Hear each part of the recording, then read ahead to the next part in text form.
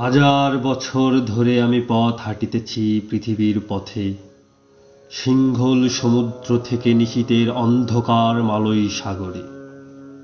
অনেক ঘুরেছি আমি, অনেক ঘুরেছি আমি বিম্বিসার অশোকের ধূসর জগতে।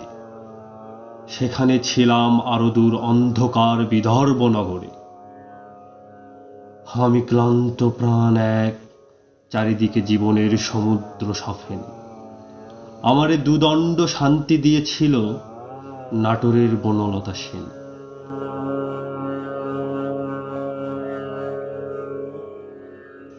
চুল তার কবেকার অন্ধকার বিদিশার নিশা, মুক্তার শ্রাবস্তির কারুকার্য, অতিদূর সমুদ্রের পর হাল ভেঙে যে নাবিক হারাইছে দিশা।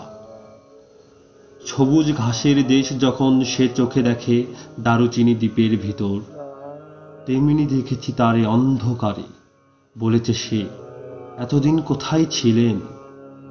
পাখির নীরের মতো চোখ তুলে নাটোরের বনলতা সেন।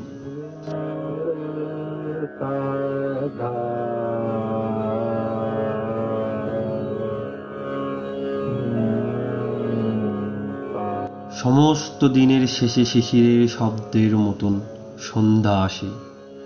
ডানার রৌদ্রের গন্ধ মুছে ফেলে চিল। পৃথিবীর সব রং নিভে গেলে পাণ্ডুলিপি করে আয়োজন।